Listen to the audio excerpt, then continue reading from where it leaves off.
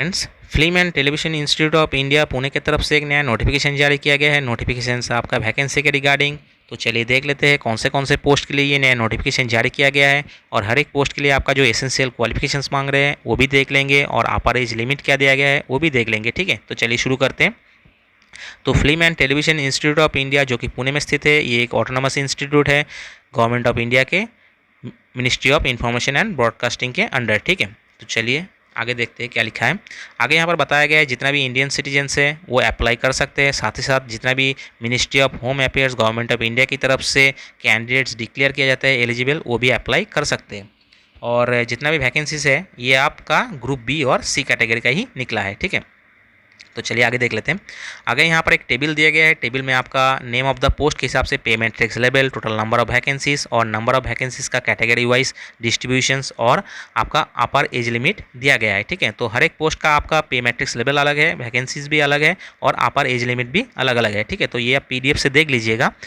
और इसका जो डिस्कशन, जो वैकेंसीज का डिस्कशन करूँगा पोस्ट का, ये मैं बाद में करूँगा। ठीक है, और ये बता देता हूँ कि टोटल नंबर ऑफ वैकेंसीज जो है वो है 84। तो चलिए आगे देख लेते हैं। आगे यहाँ पर कुछ नोट दिया गया है, तो नोट आप PDF से पढ़ लीजिएगा, फिर भी मैं एक दो बता देता हूँ। जैसे कि आपका जो एग्ज़ाम होगा वो पेपर बेस्ड एग्ज़ाम होगा, OMR सीट के हिसाब से ही होगा। और कुछ कुछ पोस्ट है जिस पोस्ट में आपका स्किल टेस्ट भी होगा, जैसे कि ये हो गया UDC हो गया, उसके बाद LDC हो गया, उसके बाद इलेक्ट्रीशियन हो गया, प्लम्बर हो गया। ठीक है, जिसमें आपका स्किल टेस्ट होना चाहिए। तो चलिए आगे देख लेते हैं। आगे यहाँ पर एज रिलैक्सेशन के बारे में भी बताया गया है, जो DOPT की गाइडलाइंस के हिसाब से ही दिया जाएगा। ठीक है, तो चलिए आगे देख लेते हैं। आगे यहाँ पर बताया गया है आपका जो रिटायरमेंट एज होगा वो है 60। ठीक है, तो चलिए आगे देख लेते हैं। आगे यहाँ पर बताया गया है जितने भी कैंडिडेट्स को अगर फॉर्म फिलअप करते टाइम अगर दिक्कत होता है, वो तब आप इस नंबर पे या तो फिर इस ईमेल एड्रेस पे कांटेक्ट कर सकते हैं, जो कि सुबह 10 बजे से लेकर शाम के 4 बजे तक, वर्किंग डेज के अंदर ही। ठीक है, तो चलिए आगे देख लेते हैं। आगे यहाँ पर आपका जो पोस्ट है और पोस्ट का जो एसेंशियल क्वालिफिकेशंस है उसके बारे में बताया गया है। ठीक है, तो मैं कुछ पोस्ट सिलेक्ट करके रखा हूँ, बाकी पोस्ट के बारे में मैं डिस्कशन करूँगा नहीं क्योंकि सबके पास ये क्वालिफिकेशंस रहता नहीं है। तो जितना भी पोस्ट में डिस्कशन करूँगा तो वो कॉमन जो एजुकेशन क्वालिफिकेशंस है वो मैक्सिमम कैंडिडेट्स के पास रहता है, तो मैं उसी सब पोस्ट का ही मैं डिस्कशन करूँगा। ठीक है, तो चलिए मैं डायरेक्ट चला जाता हूँ 2 नंबर पे। 2 नंबर पे यहाँ पर ग्राफिक्स एंड विजुअल असिस्टेंट के बारे में बताया गया है जो पोस्ट है। तो इसके लिए आपका एसेंशियल क्वालिफिकेशन जो है वो है आपका डिग्री या तो फिर डिप्लोमा इन फाइन आर्ट्स। ठीक है, और साथ ही साथ आपका 2 इयर्स का एक्सपीरियंस होना चाहिए ग्राफिक्स या तो फिर एनिमेशन से, और जो कि रिलेटेड होना चाहिए फिल्म या तो फिर TV ग्राफिक्स एंड ट्रेनिंग से। ठीक है, तो चलिए आगे देख लेते हैं। आगे मैं देख लूँगा नंबर 4 को। नंबर 4 में आपका पोस्ट आता है मेकअप आर्टिस्ट। तो मेकअप आर्टिस्ट में आपका मिनिमम क्वालिफिकेशन जो मांगा गया है वो है मैट्रिकुलेशंस, और साथ ही साथ आपका एक्सपीरियंस मांगा गया है जो कि 5 इयर्स का। ठीक है, तो 5 इयर्स का जो एक्सपीरियंस मांगा गया है वो किस में मांगा गया है, मेकअप मैन के जो एक्सपीरियंस होता है उसका मांगा गया है। ठीक है, जो कि वही रिलेटेड होना चाहिए फिल्म एंड TV प्रोडक्शन और थिएटर प्रोडक्शन। ठीक है, तो चलिए आगे देख लेते हैं। आगे यहाँ पर सीधे मैं चला जाता हूँ नंबर 5 पे। तो नंबर 5 पे यहाँ पर लेबोरेटरी असिस्टेंट ग्रेड 1 के बारे में बताया गया है, जिसका एसेंशियल क्वालिफिकेशन होना चाहिए डिग्री इन केमिस्ट्री। ठीक है, और आपका 3 साल का एक्सपीरियंस होना चाहिए लेबोरेटरी में। ठीक है, तो अगर आपके पास ये क्वालिफिकेशंस है तो आप अप्लाई कर सकते हैं इस पोस्ट के लिए। तो चलिए आगे चलते हैं। आगे यहाँ पर आपका 6 नंबर पे चलते हैं। 6 नंबर पे यहाँ पर जो पोस्ट है वो है रिसर्च असिस्टेंट टेक्निकल। ठीक है, तो जिनके पास भी एसेंशियल क्वालिफिकेशन में डिप्लोमा इन इंजीनियरिंग इलेक्ट्रिकल से है तो आप अप्लाई कर सकते हैं। ठीक है, साथ ही साथ आपका 2 इयर्स का एक्सपीरियंस होना चाहिए जो कि इलेक्ट्रॉनिक्स सर्किट से। ठीक है, तो चलिए आगे देख लेते हैं। आगे यहाँ पर मैं डायरेक्ट चला जाऊँगा नंबर 14 पे।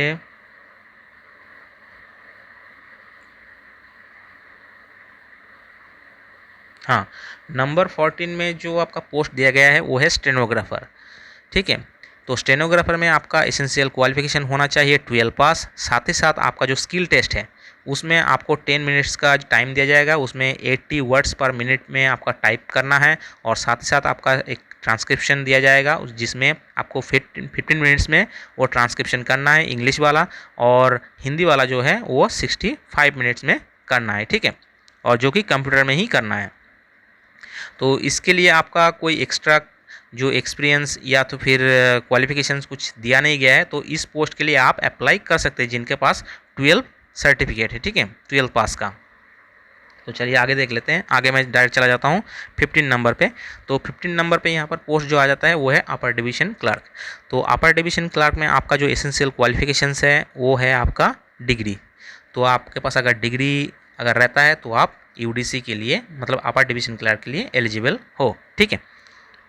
तो चलिए आगे देख लेते हैं। आगे यहाँ पर आता है 16 नंबर जो कि है मैकेनिक्स, ठीक है। तो इसके लिए आपका जो एसेंशियल क्वालिफिकेशंस है वो है matriculations with equivalent of recognised university और बोर्ड। साथ ही साथ आपका जो सर्टिफिकेट होना चाहिए डिप्लोमा फ्रॉम ए आईटीआई और equivalent as a fitter machines, ठीक है।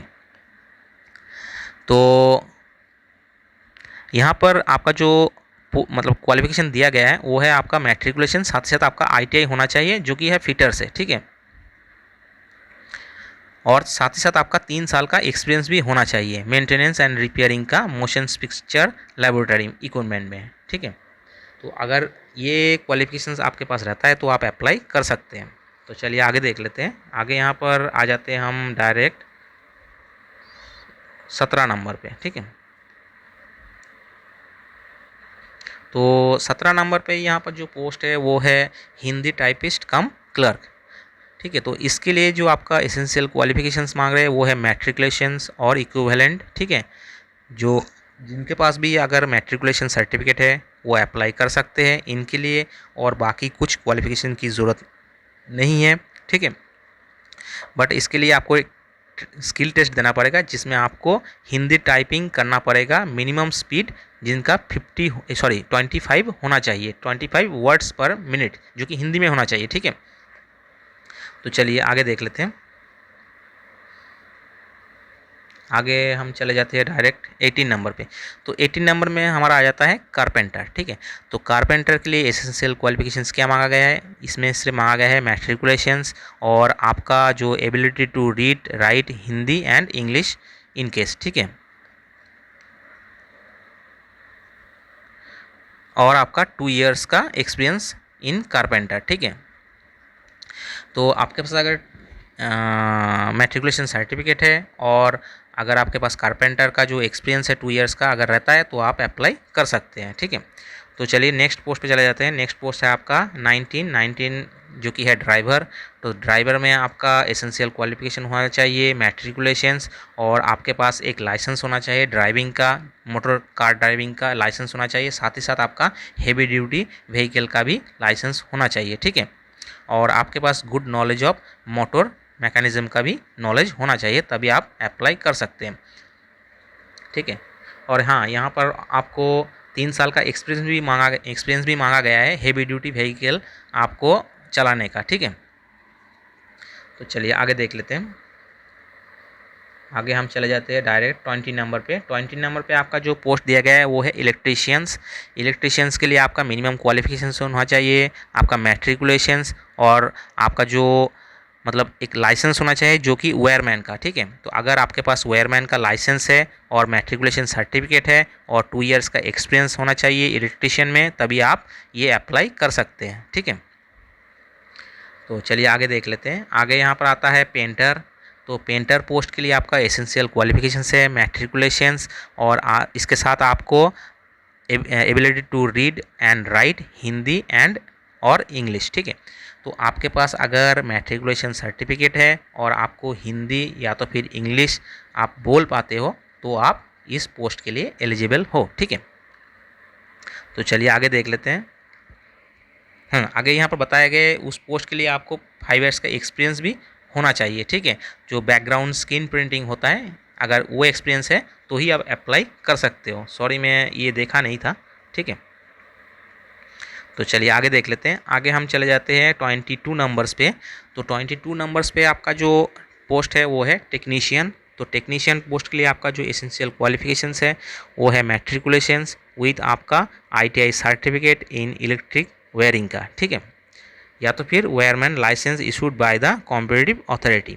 तो आपके पास अगर इलेक्ट्रिशियन का सर्टिफिकेट है, सॉरी इलेक्ट्रिक वायरिंग का सर्टिफिकेट है, ठीक है, तो आप इस पोस्ट के लिए एलिजिबल हो और साथ ही साथ आपका 2 इयर्स का एक्सपीरियंस होना चाहिए इलेक्ट्रिशियन पोस्ट से, ठीक है। तो चलिए आगे देख लेते हैं। आगे यहाँ पर आपका जो पोस्ट है वो है मल्टीटास्किंग स्टाफ असिस्टेंट कारपेंटर। तो जो मल्टीटास्किंग स्टाफ होते हैं ये हेल्पर टाइप का होता है, ठीक है। तो चलिए देख लेते हैं इनके लिए क्या एसेंशियल क्वालिफिकेशन मांगा गया है। तो इनके लिए क्वालिफिकेशन मांगा गया है मैट्रिकुलेशन के साथ साथ आपका 2 इयर्स का एक्सपीरियंस होना चाहिए कारपेंटर में या तो फिर असिस्टेंट कारपेंटर में, ठीक है। तो आप इस पोस्ट के लिए एलिजिबल हो, ठीक है। तो चलिए आगे देख लेते हैं। आगे यहाँ पर जो पोस्ट दिया गया है वो है मल्टीटास्किंग स्टाफ लेबोरेटरी अटेंडेंट। तो इस पोस्ट के लिए आपका मिनिमम क्वालिफिकेशन होना चाहिए मैट्रिकुलेशन विथ इक्विवेलेंट, ठीक है, और साथ ही साथ आपका मतलब जो नॉलेज होना चाहिए वो है अटेंडेंट इन लेबोरेटरी, ठीक है। तो आपके पास अगर मैट्रिकुलेशन है और आपका अगर नॉलेज है लेबोरेटरी अटेंड करने का तो आप इस पोस्ट के लिए एलिजिबल हो, ठीक है। तो चलिए आगे देख लेते हैं। आगे यहाँ पर मल्टीटास्किंग स्टाफ प्लम्बर दिया गया है। तो इस पोस्ट के लिए आपका मिनिमम क्वालिफिकेशंस वही मैट्रिकुलेशन होना चाहिए, ठीक है, और आपका हाँ, और आपका जो बोर्ड है and be able to read write Hindi Marathi और इंग्लिश, ठीक है। तो आपका मैट्रिकुलेशन होने के साथ साथ आप अगर मतलब पढ़ पाते हो और लिख पाते हो हिंदी मराठी और इंग्लिश, ठीक है, तो इन तीनों लैंग्वेज को अगर आपके पास ज्ञान है तो आप इस पोस्ट के लिए अप्लाई कर सकते हो, ठीक है। तो चलिए आगे देख लेते हैं। आगे यहाँ पर आपका पोस्ट है मल्टीटास्किंग स्टाफ क्लीनर जिसके लिए आपका एसेंशियल क्वालिफिकेशन मांगा गया है मैट्रिकुलेशन, साथ ही साथ आपका should have at least 1 years experience in cleaner in a transport organisation. अगर आप किसी ट्रांसपोर्ट ऑर्गेनाइजेशन से 1 ईयर का एक्सपीरियंस अगर आपके पास है तो आप इस पोस्ट के लिए एलिजिबल हो, ठीक है। तो चलिए आगे देख लेते हैं।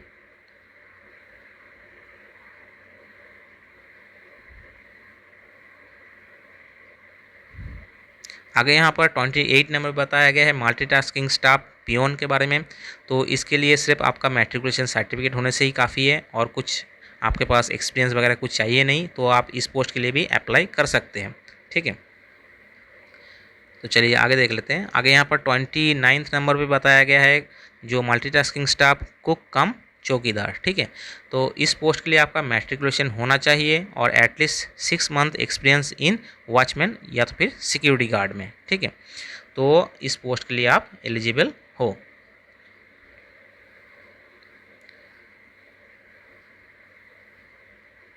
और हाँ, साथ साथ आपके पास 6 मंथ का एक्सपीरियंस होना चाहिए कुकिंग में, ठीक है। तो चलिए आगे देख लेते हैं। आगे यहाँ पर इस पोस्ट के ड्यूटीज़ क्या होगा उसके बारे में भी कुछ बताया गया है। जैसे कि अगर आपको अपॉइंट किया जाता है कुक में, ठीक है, तो आप 2 पर्सन के हिसाब से आपको खाना बनाना पड़ेगा, ठीक है। और ये अगर आपके पास गेस्ट नहीं है तो आपको चौकीदार का भी काम करना पड़ेगा।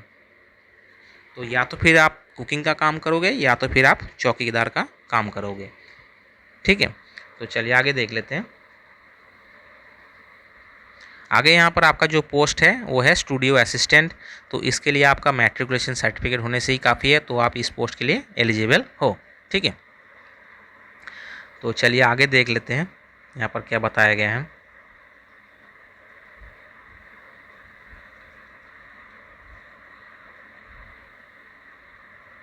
हाँ, आगे यहाँ पर बताया गया जितना भी आपका क्वालिफिकेशंस देंगे ना, सबमिट करेंगे, वो क्वालिफिकेशन जो लास्ट डेट रखा गया है एप्लीकेशन का, उस लास्ट डेट से पहले आपका क्वालिफिकेशंस कंप्लीट हो जाना चाहिए। मतलब आपका जो सर्टिफिकेट सबमिट करेंगे उस सर्टिफिकेट इशू डेट आपका लास्ट डेट से पहले हो जाना चाहिए, तभी आप अप्लाई कर सकते हैं, ठीक है। तो चलिए आगे देख लेते हैं आगे क्या बताया गया है।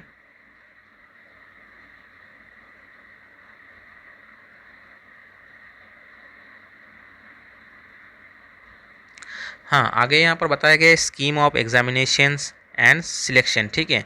तो फॉर ऑल पोस्ट आपका जो जितना भी पोस्ट दिया गया है सभी पोस्ट के लिए आपका 100 मार्क्स का पेपर रहेगा, ठीक है। और 100 मार्क्स के पेपर में आपका सभी क्वेश्चन OMR बेस्ड होगा, ठीक है, मतलब MCQ टाइप। तो चलिए आगे देख लेते हैं यहाँ पर क्या बताया गया है। आगे यहाँ पर बताया गया है question paper for each post will have questions from general ability and specific area. General ability questions will be 60% weightage and remaining 40% weightage जो रखा गया है will be from the specific area, ठीक है। तो यहाँ पर दो टाइप से डिवाइड किया गया है। आपका जो क्वेश्चन होगा वो है आपका एक जनरल एबिलिटी से और दूसरा है आपका स्पेसिफिक एरिया, मतलब आप जिस पोस्ट के लिए अप्लाई कर रहे हैं उस पोस्ट के हिसाब से आपको 40 मार्क्स का एग्ज़ाम देना पड़ेगा और 60 मार्क्स का एग्ज़ाम जो आपका जनरल एबिलिटी से देना पड़ेगा, ठीक है। तो जनरल एबिलिटी में क्या क्या आ जाता है आपका general knowledge, general English, general intelligence and reasoning and computer, ठीक है। तो यहाँ पर जो कैरिंग 15% जो वेटेज रखा है वो ईच पार्ट में रखा गया है, मतलब जनरल इंग्लिश का भी आपका 15% और जनरल नॉलेज का भी 15% और जनरल इंटेलिजेंस का भी 15% और ये कंप्यूटर का भी 15%, ठीक है। और बाकी जो 40 मार्क्स रखा गया है वो आपका स्पेसिफिक एरिया से ही लिया जाएगा। तो चलिए आगे देख लेते हैं आगे क्या बताया गया है। हाँ, आगे यहाँ पर बताया गया है आपका full marks will be awarded to every correct answer where 25% will be deducted from the every wrong answer. मतलब अगर आप करेक्ट आंसर करते हैं तो आपको 1 मार्क्स मिलेगा, अगर आप रॉन्ग आंसर देते हैं तो आपको 1/4 मार्क्स आपका काट लिया जाएगा, ठीक है। तो कोशिश कीजिएगा राइट आंसर देने का। तो चलिए आगे देख लेते हैं। आगे यहाँ पर बताया गया है जो आंसर किए वो आपका पब्लिश किया जाएगा FTII वेबसाइट पे, ठीक है। तो जब आप एग्ज़ाम देंगे उसके कुछ दिन बाद से ही आप अपना जो वेबसाइट है वो रेगुलर चेक करते रहेगा फर्दर अपडेट के लिए। तो चलिए आगे देख लेते हैं। हाँ, आगे यहाँ पर बताया गया है अगर आपको लगता है कोई क्वेश्चन आपने सही किया है बट आपको नंबर नहीं दिया गया है, रॉन्ग दिया गया है, तो आप चैलेंज कर सकते हैं। उसके लिए आपको पेमेंट करना पड़ेगा 100 रुपीज़ पर क्वेश्चन, ठीक है। तो चलिए आगे देख लेते हैं। हाँ, यहाँ पर बताया गया है skill test wherever applicable will be held only for the candidates who qualifying PBT and the same will be informed to the candidate by email. The skill test will be qualifying in a nature of the qualifying marks will be 50% irrespective of the person belong to the any categories or disability, ठीक है। तो आपका जो skill test रहेगा उसका qualifying marks आपका 50% रखा गया है, ठीक है। वो सभी कैटेगरी के लिए 50% ही उठाना पड़ेगा तभी आप क्वालिफाई करेंगे। चलिए आगे देख लेते हैं क्या लिखा गया है। आगे यहाँ पर आपका टाइपिंग टेस्ट के बारे में कुछ बताया गया है। तो चलिए आगे।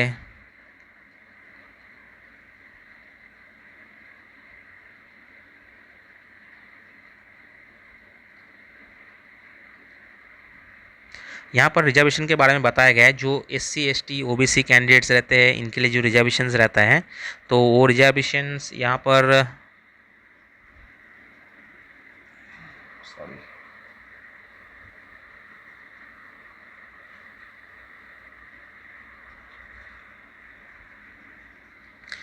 हाँ, तो जो रिजर्वेशंस लेना चाहते हैं उनके लिए आपका वैलिड सर्टिफिकेट होना चाहिए, मतलब कास्ट सर्टिफिकेट होना चाहिए। और आपका एक एनेक्सर 1 पे आपका SC ST वाला एक एनेक्सर 1 पे फॉर्म दिया गया है वो भी आपको भर के लाना है। और OBC नॉन क्रीमी के लिए भी एनेक्सर 2 पे और एनेक्सर 3 पे आपको फॉर्म दिया गया है वो भर के लाना है, ठीक है। और आपका EWS के लिए भी आपका एक फॉर्म दिया गया है वो है एनेक्सर 4। तो आप ये भर के लाइएगा जो आप रिजर्वेशन लेना चाहता है तो, ठीक है। तो चलिए आगे देख लेते हैं आगे क्या लिखा गया है।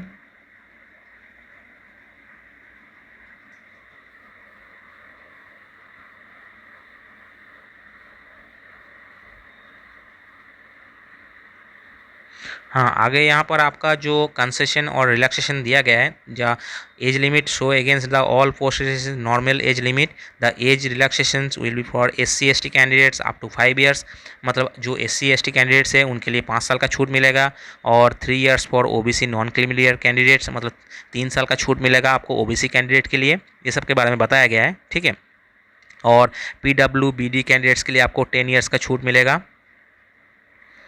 चलिए आगे देख लेते हैं।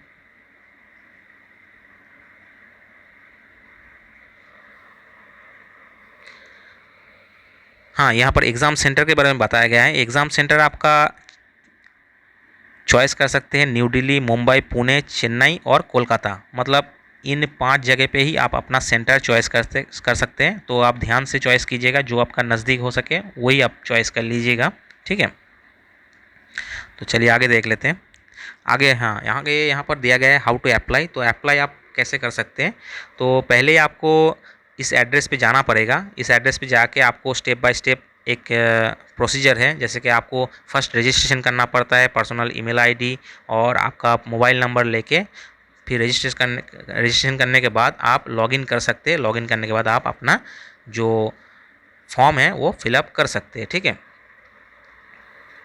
तो चलिए आगे देख लेते हैं।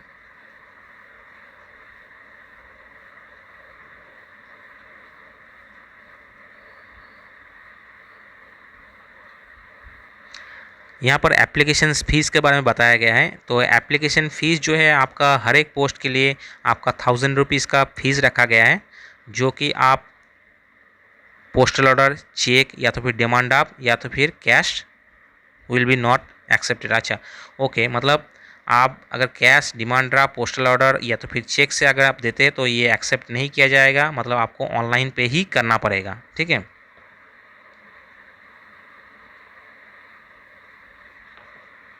हाँ, और चीज़ें यहाँ पर बताया गया है, जो वुमेन कैंडिडेट्स है और शेड्यूल कास्ट है, शेड्यूल ट्राइब है और पर्सन विथ बेंचमार्क डिसेबिलिटीज़ है और एक सर्विसमैन है, इनके लिए कोई पेमेंट देना नहीं पड़ेगा, ठीक है।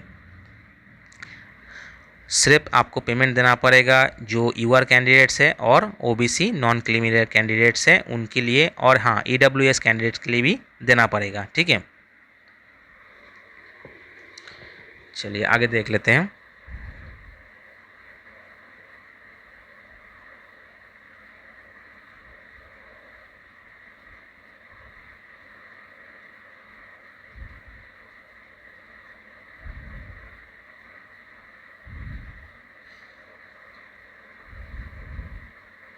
तो आगे यहाँ पर उतना कुछ है नहीं वैसे, सिर्फ आपका जो एप्लीकेशंस डेट है उसके बारे में ही रह गया है। तो एप्लीकेशंस डेट के मैं बारे में बता देता हूँ, जो कि लास्ट डेट रखा गया है 29 मई तक रखा गया है। तो आप उस डेट से पहले आप अपना एप्लीकेशन सबमिट कर सकते हैं, ठीक है।